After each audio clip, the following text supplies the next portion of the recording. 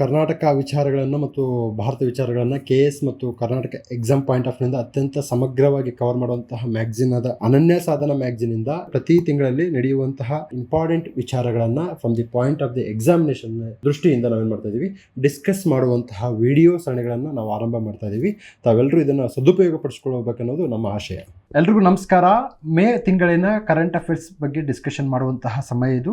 So ಅನನ್ಯ ಸಾಧನ ಒಂದು ಮ್ಯಾಗಝಿನ್ ಅಲ್ಲಿ ಕಂಡು ಬರುವಂತಹ ವಿಚಾರಗಳ ಕುರಿತು ಈಗ ಡಿಸ್ಕಷನ್ ಆರಂಭವಾಗಲಿದೆ. ಇಲ್ಲಿ ಇಸ್ರೋ ರಾಕೆಟ್ ಇಂಜಿನ್ಗಳಿಗಾಗಿ ಇಸ್ರೋ ರಾಕೆಟ್ ಇಂಜಿನ್ಗಳಿಗೆ ಕಾರ್ಬನ್ ನಳಿಕೆಯನ್ನು ಅಭಿವೃದ್ಧಿಪಡಿಸಿದೆ. ಇದು ಹಗುರವಾದ ನವೀನ ನಳಿಕೆ ಮತ್ತು ರಾಕೆಟ್ ಇಂಜಿನ್ ತಂತ್ರಜ್ಞಾನವಾಗಿದೆ. ಇಸ್ರೋದ ವಿಕ್ರಮ್ ಸಾರಾಭಾಯಿ ಬಾಹ್ಯಾಕಾಶ ಕೇಂದ್ರ ಈ ಆವಿಷ್ಕಾರವನ್ನು ಸಾಧಿಸಿದೆ.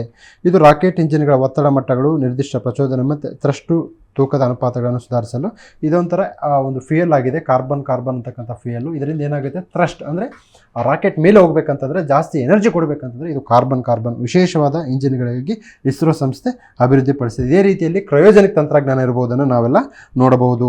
ಗಾಳಿಯ ಮೂಲಕ ಹರಡುವ ರೋಗಕಾರಕಗಳನ್ನು ಸಾಂಕ್ರಾಮಿಕ ಉಸಿರಾಟದ ಕಣಗಳೆಂದು ಕರೆಯಲಾಗುತ್ತದೆ ಎಂದು WHO ಅವರು ಹೇಳಿದ್ದಾರೆ.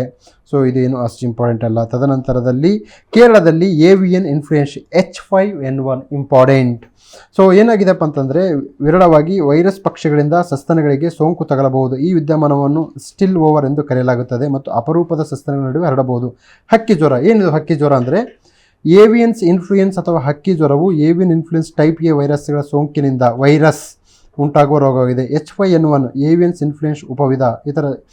ಇತರ ಸಸ್ತನಿಗಳಾದ ಮಿಂಕ್ಸ್, ಫರೇಟ್ಗಳು, ನೀರು ನಾಯಿಗಳು, ಸಾಕುಬೆಕ್ಕುಗಳು ಮತ್ತು ಸೋಂಕಿತ ಪಕ್ಷಿಗಳು ಅವುಗಳ ಮಲ ಮತ್ತು ಸೋಂಕಿತ ಪಕ್ಷಿ ಮೃತದೇಹಗಳ ಸಂಪರ್ಕದಿಂದ ಮೂಲಕ ಸೋಂಕು ತಗಲುವ ಸಾಮರ್ಥ್ಯ ಹೊಂದಿದೆ. ಸೊ ಹಕ್ಕಿ ಜ್ವರದ ಬಗ್ಗೆ ಮಾಹಿತಿಯನ್ನು ತಿಳ್ಕೊಳ್ಳೋಣ.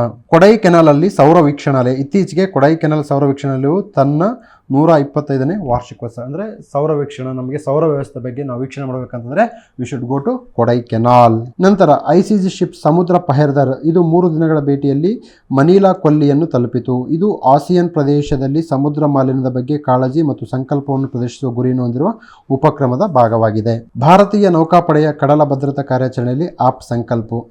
ಇದ್ರ ಬಗ್ಗೆ ಅಂತ ತಿಳ್ಕೊಳ್ಳೋ ಅವಶ್ಯಕತೆ ಇಲ್ಲ. ನಂತರದಲ್ಲಿ LCA ತೇಜಸ್ MK1A ತನ್ನ ಮೊದಲ ಹಾರಾಟ. So LCA light combat aircraft Tejas ಬಗ್ಗೆ ನಮಗೆ ಅದರ ಒಂದು ಟೆಕ್ನಿಕಾಲಿಟೀಸ್ ಬಗ್ಗೆ ತಿಳ್ಕೊಳ್ಬೇಕಾಗುತ್ತೆ. ಸೊ ಇದು ವಿಶ್ವದ 4ನೇ ಅತಿ ದೊಡ್ಡ ವಾಯುಪಡೆ. IAF ಸುಮಾರು 350 light combat ಏರ್ಕ್ರಾಫ್ಟ್ಗಳನ್ನು MK1, MK1A, MK12 ನಿರ್ವಹಿಸುವ ನಿರೀಕ್ಷೆ ಇದೆ. ಅದರಲ್ಲಿ 3ನೇ ಒಂದು ಭಾಗವನ್ನು ಈಗಾಗಲೇ ಆದೇಶಿಸಲಾಗಿದೆ. ಅಕ್ಟೋಬರ್ 2023ರಲ್ಲಿ ಮೊದಲ ತರಬೇತುದಾರ ಆವೃತ್ತಿಯನ್ನು ಬೆಂಗಳೂರಿನಲ್ಲಿ IAFಗೆ ಹಸ್ತಾಂತರಿಸಿತು. ಇದು ಲೈಟ್ ಕಾಂಬ್ಯಾಟ್ ಏರ್ಕ್ರಾಫ್ಟ್ ತೇಜಸ್ ಬಗ್ಗೆ. ತದನಂತರದಲ್ಲಿ ನರೇಗಾ ಅಡಿಯಲ್ಲಿ ಸರ್ಕಾರದಿಂದ ಅಧಿಸೂಚಿಸಲಾದ ಪರಿಷ್ಕೃತ ದಿನಗೂಲಿ. ಸೊ ದಿನಗೂಲಿಗಳು ಒಂದು ರಾಜ್ಯದಿಂದ ಮತ್ತೊಂದು ರಾಜ್ಯಕ್ಕೆ ವ್ಯತ್ಯಾಸ ಇರುತ್ತೆ. ಇದಕ್ಕೆ ಕಾರಣ ಅಂತಂದರೆ ರಾಜ್ಯ ಸರ್ಕಾರಗಳು ಸಹ ಅದೇ ಒಂದು ದಿನಗೂಲಿಯಲ್ಲಿ ತಮ್ಮ ಕಾಂಟ್ರಿಬ್ಯೂಷನ್ ನೀಡ್ತಾ ಇರ್ತವೆ.